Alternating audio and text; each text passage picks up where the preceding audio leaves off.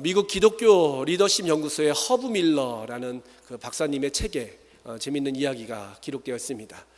그분이 쓴 하나님과의 연결이라는 책을 보면요, 어떤 평온하던 마을에 술집이 생겼습니다. 여러분, 술집이 생기니까 시끄러운 음악도 틀어지고 또 밤늦게까지 젊은이들이 술 취해서 흥청망청 지내는 모습이 참 안타까운 그러한 모습이었겠죠. 또 젊은이들이 그 술집에 드나들면서 또 마음에 또 어떤 변동이 생길까봐 많은 걱정이 있었습니다. 그리고 그 술집이 하필이면 교회 옆에 이게 생기게 됐는데, 이 교회가 기도를 하려면 그 술집에서 들려오는 음악 소리 때문에 기도를 할 수 없고 또 예배를 온전히 드릴 수 없었습니다. 그래서 그 기도에 그 교회 교인들이 함께 모여서 그 술집이 다른 곳으로 떠나든지 아니면 그 술집이 불나가지고 사라지든지 하나님 역사해달라고 간절히 성도들이 기도했습니다. 근데 기도 후에 얼마의 시간이 지나지 않아서 신기하게 그 술집에 불이 난 것입니다. 불이 났는데 완전히 다 불타버렸습니다. 그 주인은 이제 술집을 차린 지 얼마 되지도 않았는데 그 술집이 다 전소되자 크게 낙심했겠죠. 근데 얼마 후에 그런 소리를 들었습니다. 교회에서 술집이 불타도록 기도했다. 이 이야기를 술집 주인이 듣게 되었습니다. 화가 나가지고 교회를 고소했습니다. 저 교회가 술집 망하게 해달라고 기도해서 우리 술집이 망했다라고 이제 고소를 한 것이죠.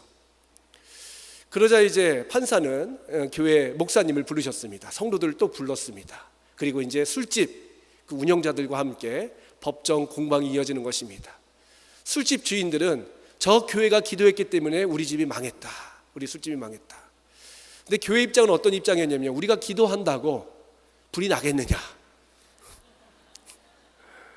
우리가 아무리 기도해도 그 집이 불날 리가 있겠느냐라고 이제 반박을 하는 거죠.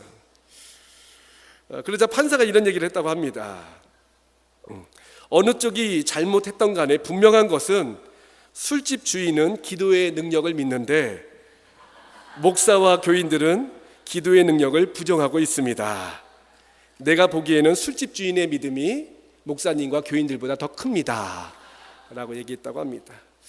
이 허브 밀러 그 박사님의 또 다른 책이 있습니다. 아스팔트에서의 낚시질이라는 책이 있는데, 그 책에 보면 또 이런 예화가 등장하고 있죠. 우리 그리스도인들이 어려서부터 신앙생활을 할 때에 평생 6,000번의 설교를 듣고 8,000번의 기도를 드리고 2만 번의 찬송을 부른다라는 통계를 밝히고 있습니다. 6,000번의 설교를 듣고 또 8,000번의 기도를 드리고 2만 번의 찬송을 부른다는 것이죠. 근데 책 제목에서 알 수 있듯이 아스팔트에서의 낚시질, 아무리 말씀을 듣고 기도를 하고 찬송을 불러도 변화되지 않는 그리스도의 현실에 대해서, 그리스도인의 모습에 대해서 고발하고 있는 것입니다. 낚시를 하려면 물가에서 물고기가 있는 그 장소에서 낚시질을 해야 되는데, 아무리 좋은 장비를 갖다 놓다 한들 아스팔트에서 물고기가 잡히겠습니까?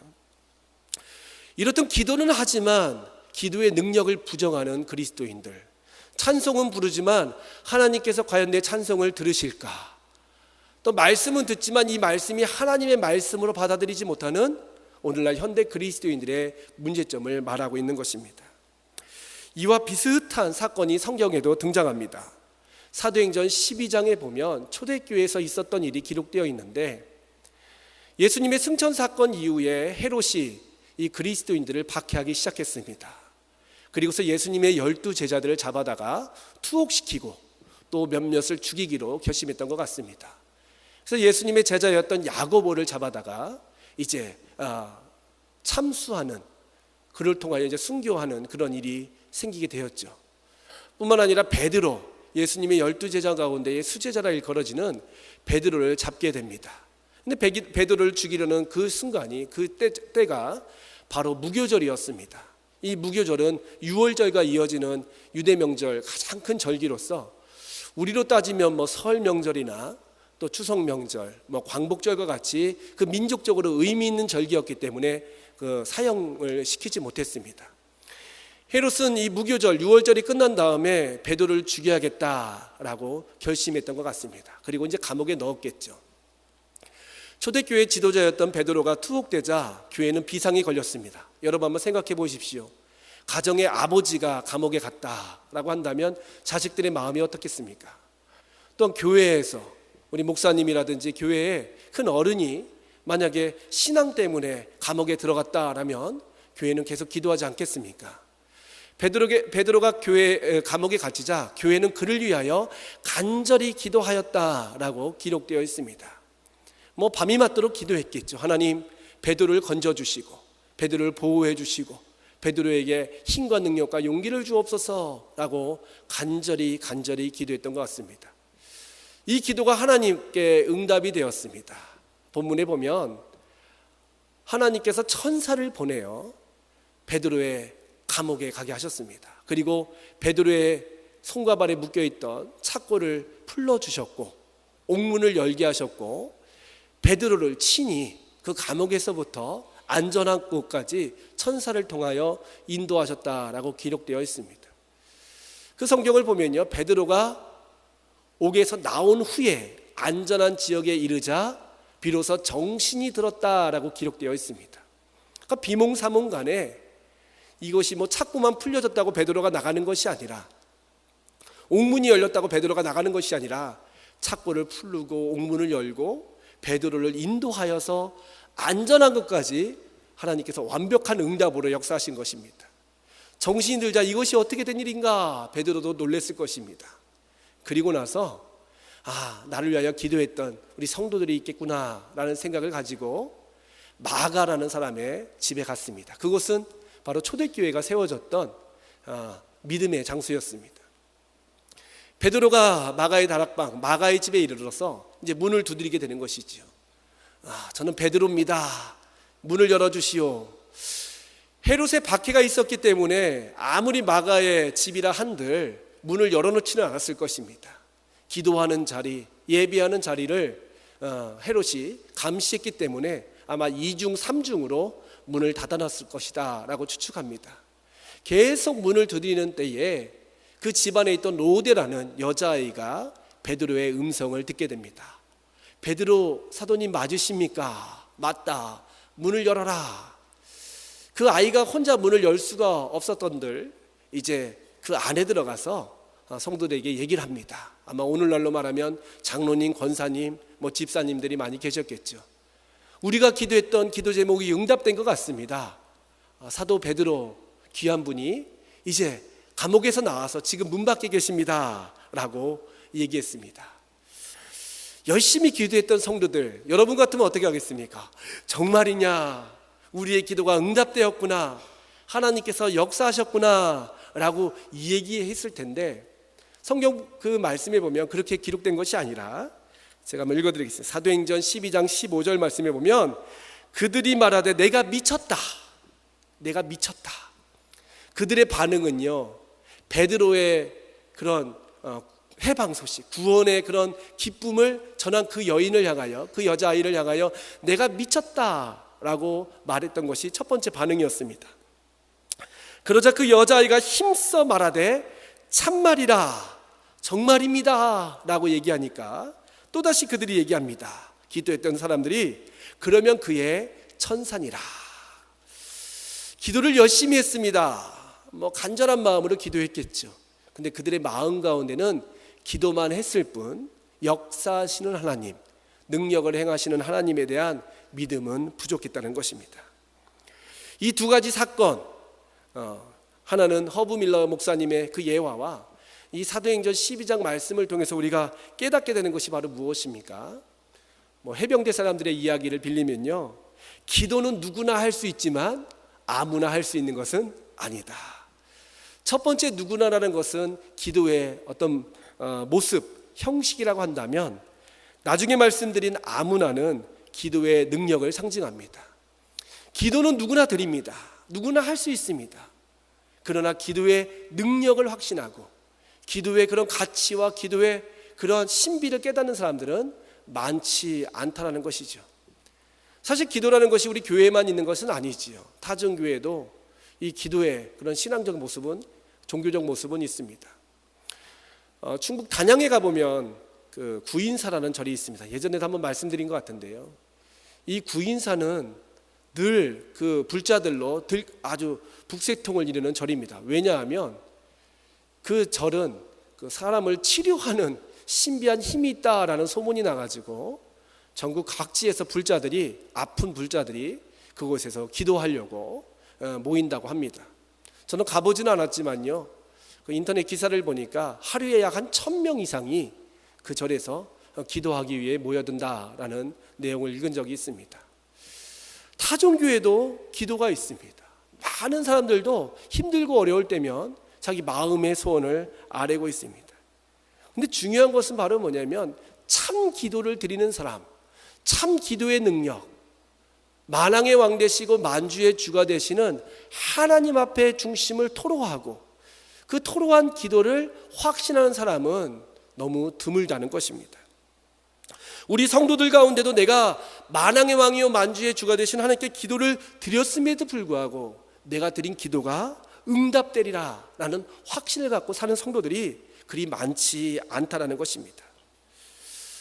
기도만 했을 뿐 그 기도에 대한 기대감이 상실되고 있는 우리들의 모습이 아닌가 생각됩니다. 사실 기도는 너무너무 중요한 신앙적 모습입니다. 우리 예수님께서도 이 기도의 본을 보여주시려고 부단히 노력하셨습니다.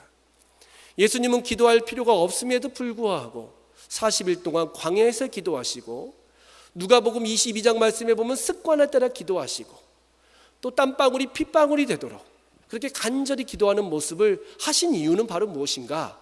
우리에게 기도의 본을 보여주시기 위함이라는 것입니다.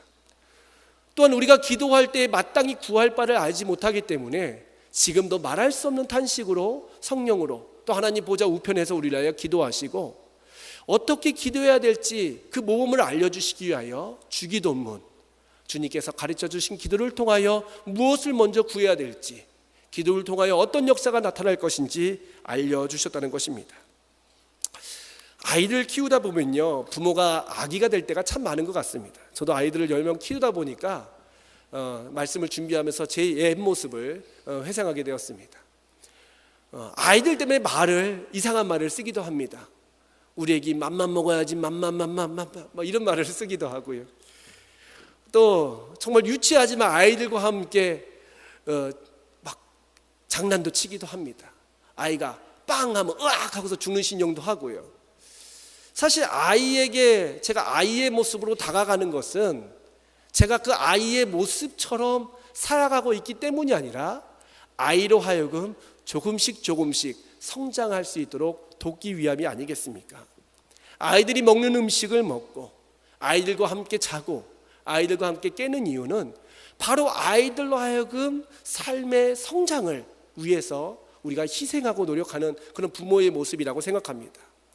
이와 마찬가지로 예수님께서도 우리들로 하여금 성숙된 기도의 모습, 성숙된 신앙인의 모습으로 나아갈 수 있게 하기 위해서 친히 이 땅 가운데서 많은 본을 보여주셨다는 것입니다. 특별히 주님께서 우리에게 요구하시는 것이 바로 참된 기도자의 모습입니다. 어떻게 기도해야 될지, 어떤 기도가 하나님이 받으시기에 합당한 기도인지, 어떤 기도를 드릴 때에 하나님의 능력과 권세가 우리의 삶 가운데 아름답게 응답되는지에 대해서 예수님께서는 여러 차례 우리에게 말씀하여 주셨다는 것입니다. 기도는 정말 중요합니다. 종교개혁가들도 이를 알았습니다. 종교개혁을 일으켰던 마틴 루터라는 사람은 이런 이야기를 했습니다. 나는 오늘 해야 할 일이 많기 때문에 기도하는 시간을 갖기 위하여 1시간 더 일찍 일어납니다. 여러분, 많은 일을 해야 될 때 우리의 마음은 어떻습니까? 더 자야 되지 않습니까? 전날 늦게 잤으면 1시간이라도 더 자야지 내 피곤이 풀리고 내가 많은 일을 감당하리라 라고 생각하지만요, 신앙인들의 모습, 참된 신앙인들의 모습은 많은 일을 해야 되기 때문에 더 기도하는 시간을 늘렸고 더 기도에 집중했다는 것입니다. 이 기도는 문제가 있어서 기도하는 것이 아닙니다. 내가 아프기 때문에, 내 가정에 우환이 찾아왔기 때문에 기도하는 것이 아니라 하나님으로부터 영적인 능력을 공급받기 위하여, 하나님의 뜻을 깨닫기 위하여, 하나님과 동행하기 위한 기도를 의미한다는 것입니다.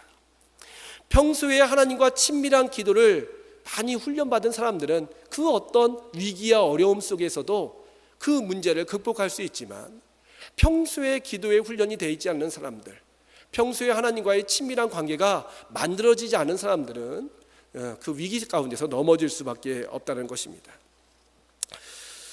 말씀을 준비하면서 저는 언제 뜨거운 기도를 했는가라고 추억을 해봤습니다. 저는 고등학교 시절에 참 깊은 하나님과의 기도를 했던 것 같습니다. 중학교 3학년 때 인격적으로 주님을 만난 후에 주님을 위해서 내가 무엇을 할까 많은 고민을 하다가 시편 말씀을 읽으면서 주님의 성전을 사모해야겠다라는 생각을 갖고 제가 어렸을 때 신앙생활했던 교회에서 이제 밤에 특히 방학 때 교회에서 매일 저녁마다 교회에 와서 잤던 적이 있습니다. 뭐 한 달, 두 달, 세 달 계속 꾸준히 교회에서 이렇게 잤습니다. 물론 저 혼자 잔 것은 아니고요. 제 동료들, 지금 이제 많은 분들이 목회자가 됐는데 그분들과 함께 저녁 한 8시면 교회에서 모여서 같이 뭐 라면도 먹고 과자도 먹고 한 10시나 11시 정도 돼서 이제 교회 성전 대예배실에 들어가서 잠을 잤습니다. 교회가 우리 교회처럼 이렇게 장의자로 돼 있던 교회였는데요. 자려면 바닥에서 자기보다는 이제 그 장의자에서 누워서 자는 것이 편했기 때문에 친구는 저쪽 자리, 저는 뭐 이쪽 자리 이렇게 해서 흩어져서 잠을 잤습니다. 교회에서 참 잠자는 것이 이게 쉽지는 않습니다. 뭐 교회가 하나님이 거하시는 거룩한 전임에도 불구하고 이 불을 꺼놓고 누워 있으면 뭔가 음산한 그런 마음이 어린 심정에 이제 어린 때에 들었습니다. 몇 번은 그런 적이 있습니다. 갑자기 자는데 가위를 눌린 건 아닌데 뭔가 귀에서 속삭이는 소리, 뭔가 분명하고도 아주 작은 소리로 제 귀에 속삭이는 소리가 들렸습니다. 그래서 옆에를 딱 쳐다보니까 아무도 없었습니다. 분명히 무슨 소리가 들렸는데 하는데 그 소리는 소름을 돋게 하는 소리였습니다. 너무나 무서운 소리였습니다. 그리고 또 한 번은 뭔가 어둠에 그러한 세력이 나를 짓누르고 있다라는 그런 느낌을 교회 안에서 받기도 했습니다.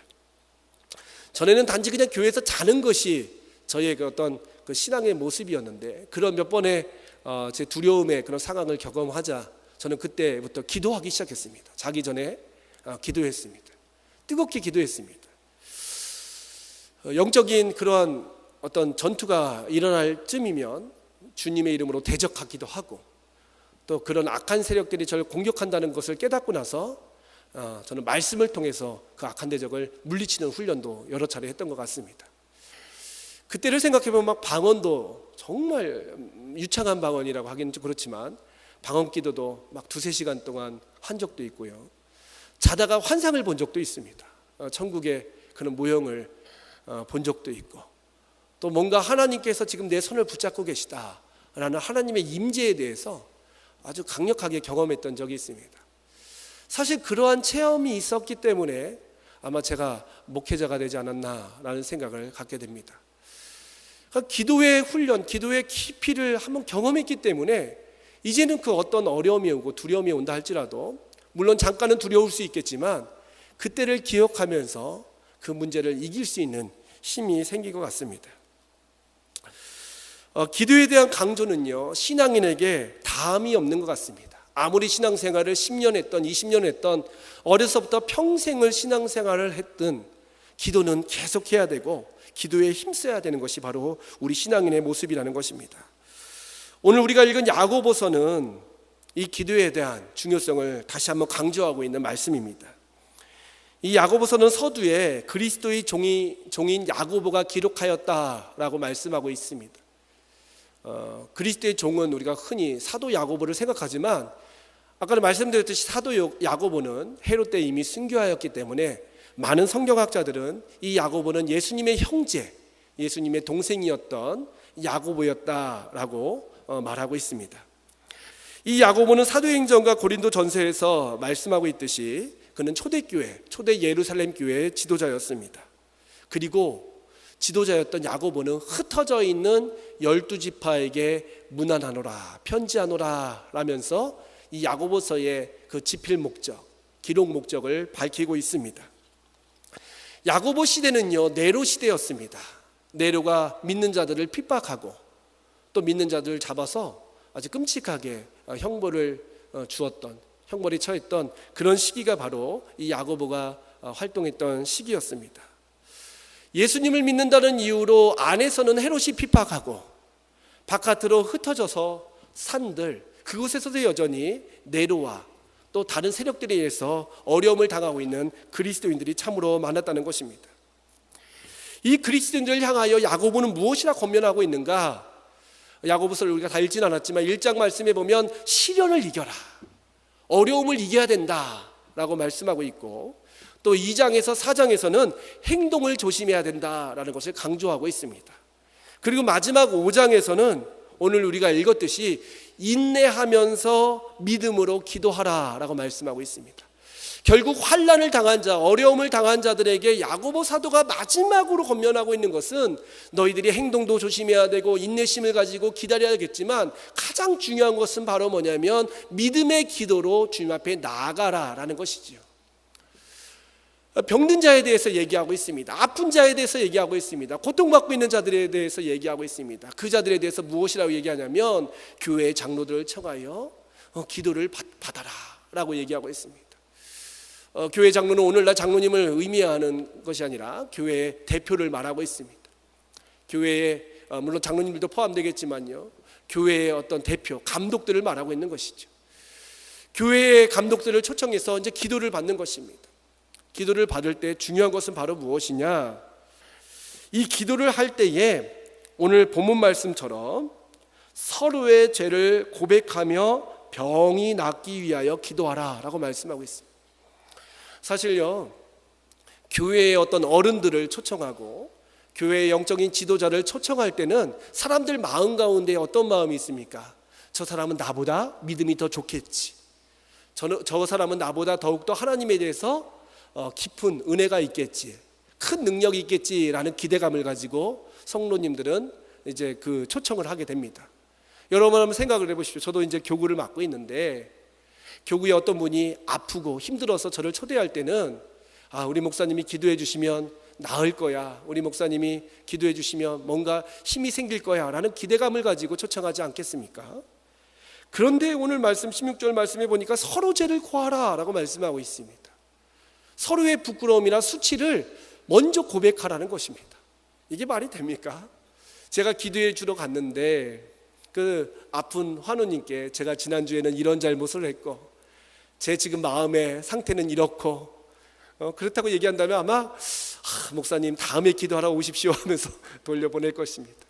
근데 야고보서의 말씀에 보면 서로의 죄를 고백하며 병이 낫기를 위하여 기도하라라고 말씀하고 있습니다. 그러면서 의인의 강구다라고 얘기하고 있는 것이죠. 의인이다 하면 뭔가 완벽하고 뭔가 거룩하고 뭔가 신령한 사람을 우리는 생각하지만요, 여기서 말하고 있는 의인은 좀 다른 의미입니다. 의인이라는 것은 서로 죄를 고백할 수 있는 공동체, 서로 내 것을, 내 수치나 내 부끄러움마저 내놓을 수 있는 아름다운 그런 신앙을 갖고 있는 사람, 나의 모든 것을 오픈할 수 있는 그 마음의 상태가 있는 사람을 가리켜서 의인이다 라고 얘기하는 것을 우리는 깨닫게 된다는 것입니다.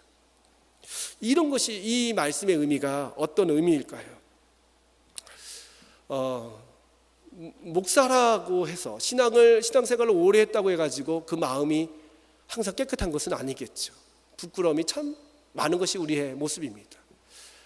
아마 여러분이 제 마음을 들여볼 수 있는 특수한 영적인 현비경이 있다면 아마 제 모습을 통해서 많이 실망하실 것입니다. 그러나 저는 늘 그것을 이제 포장하면서 사실 살아가고 있는 것 같습니다. 근데 제 이 부끄러움, 저희 수치를 제일 잘 아는 사람이 누굴까요? 저랑 같이 사는 사람이 아니겠습니까? 집에 가면 제가 하루 동안 느꼈던 어떤 마음을 하나님께도 기도하지만 저희 아내한테 가끔은 이제 솔직하게 털어놓을 때가 있습니다. 제가 오늘 느꼈던 감정, 때로는 분노했던 감정, 때로는 실망했던 감정, 때로는 답답했던 감정을 이제 얘기를 합니다. 아마 모르는 사람한테 얘기하면 그것이 시험거리가 되겠지만요, 아내는 그 이야기를 들으면서 저를 위로해주고 축복해주고 용기를 줍니다. 또한 같이 기도해줍니다. 그럼을 통해서 그 어떤 응어리가 풀린다고나 할까요? 그런 경험을 많이 하게 됩니다. 주님께서 꿈꾸는, 주님께서 원하시는 하나님 나라의 공동체는 사실 이런 공동체라는 것이죠. 사실 우리 가운데 하나님이 주인이 되어주시지 못했기 때문에, 하나님이 왕으로 자정하지 못했기 때문에 우리는 늘 우리를 감추고 우리를 닫고 거리를 두고 경계하면서 살아가는 것이 오늘 우리들의 모습이 아닌가 생각됩니다. 그러나 하나님이 원하시는 것은 상한 심령입니다. 온전한 우리의 마음을 오픈하는 것. 교회에서 직제가 높거나 아니면 초신자거나 동일하게 정말 그리스도 안에서 사랑으로 하나 된 공동체라는 것을 확신한다면, 내가 실패했던 이야기, 내가 넘어졌던 이야기마저도 함께 공유할 수 있는 아름다운 모임을 하나님께서는 원하신다는 것이죠. 그러면서 의인에 대하여 얘기하는데, 이 의인의 강구를 말씀할 때 대표적인 사람을 엘리야를 가리켜 말하고 있는 것을 바라보게 됩니다. 여러분, 엘리야는 어떤 사람입니까? 엘리야는 놀라운 사람이죠. 불병거를 타고 하늘로 승천한 사람 아닙니까? 또 바알과 아세라 선지자 850명을 갈멜산에서 아주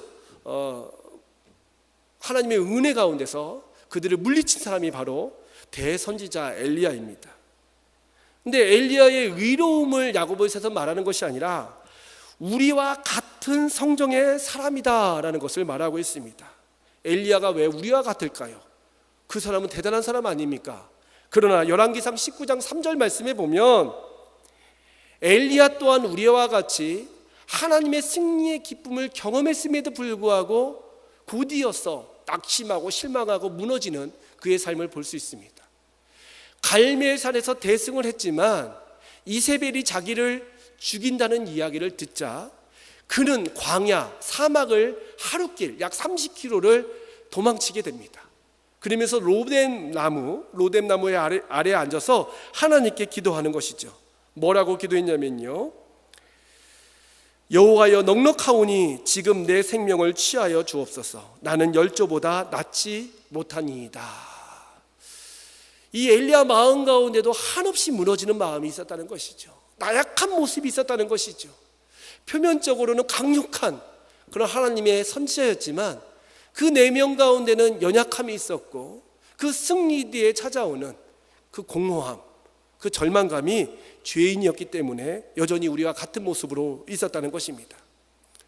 그 엘리야는 그렇지만 하나님의 은혜 가운데서 다시 기도하자 3년 6개월 동안 비가 오지 아니하고, 다시 기도하자 손바닥만한 조각구름을 통하여 그 땅 가운데 은혜의 장맛비를 내리게 하였습니다. 결국 하나님이 기뻐하시는 의인이라는 것은 어떤 율법으로 완벽한 사람이 아니라 나는 부족하고 나는 연약하다는 것을 인정하는 사람, 나는 죄인 중에 괴수로다라는 것을 인정하면서 주님 앞에 나아가서 기도하며, 내가 이 사람을 고치는 것이 아니라, 내가 이 사람을 위로하는 것이 아니라, 나는 단지 통로고 도구고 깃발이고 나팔이고 하나님께서 친히 역사하신다라는 그 믿음을 가지고 하나님의 사역을 감당하며 하나님 앞에 기도하는 사람이 바로 오늘 야고보서에서 말하는 의인의 모습이라는 것입니다. 이 모습이 예수님의 가르침 누가복음 18장에 더 자세히 기록되어 있습니다. 누가복음 18장 9절에서 14절의 말씀에 보면 예수님께서 두 사람의 기도의 모습을 말씀하고 있습니다. 한 사람은 바로 바리새인이었습니다. 그 사람은 자기를 의롭게 믿고 다른 사람을 멸시했다라고 기록하고 있습니다. 그의 기도 또한 이러한 기도입니다. 하나님이여, 나는 다른 사람들 곧 토색, 불의, 간음하는 자들과 같지 아니하고 이 세리와도 같지 아니함을 감사나이다 라는 기도를 했다는 것이죠. 얼마나 의로운 기도입니까? 대단한 기도 아닙니까? 그리고 또 기도합니다. 주님, 나는 일주일에 2번씩 금식하였고 또 소득의 11조를 드리니이다. 뭔가 불의한 일, 토색하는 일, 간음하는 일을 하지 아니하였고 구제하였고 금식하였고 11조를 드렸던 이 바리새인의 기도, 우리가 볼 때의 의인의 모습의 기도입니다. 그런데 다른 사람의 기도가 또한 등장합니다. 그 사람은 바로 세리였습니다. 이 세리는 어떤 사람입니까? 가이사 시저에게 그 이스라엘 사람들의 그 세금을 걷어서 바치는 사람, 로마 황제 시저에게 바치는 사람이 바로 세리였습니다. 그 걷어들인 그 세수의 일부를 자기가 취하고 나머지 것들을 로마 황제에게 바치기 때문에 어쩔 수 없이 그 삶 가운데는 불법이 있을 수밖에 없었고 사람들로 하여금 미움을 받을 수밖에 없는 직업을 가졌던 사람이 바로 세리였습니다. 이 세리 또한 주님 앞에 나왔습니다. 나와서 기도하는데 뭐라고 기도하냐면 멀리 서서 기도하였다.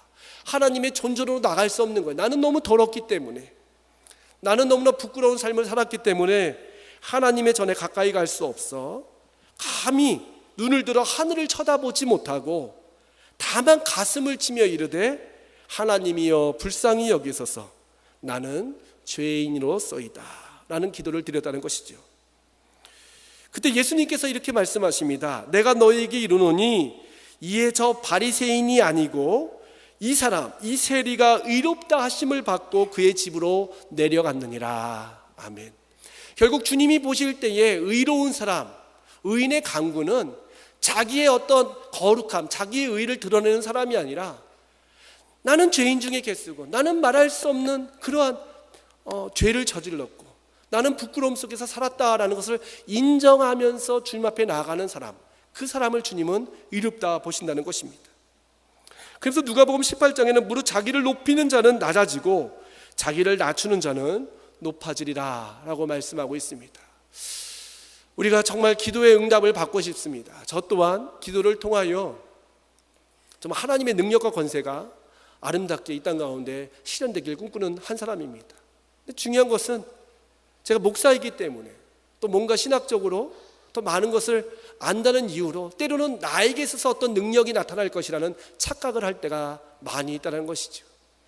아무리 신앙생활을 10년을 한들, 아무리 신앙생활을 평생을 했던들 하나님 보실 때는 여전히 죄인이고 아무 내세울 것 없는 연약한 자인데 뭔가 그 연륜이, 뭔가 그 지식이, 뭔가 세상적인 어떤 그 명예가 나를 하나님의 자리로 올리려는 그 교만한 가운데 빠뜨릴 때가 참 많다는 것입니다.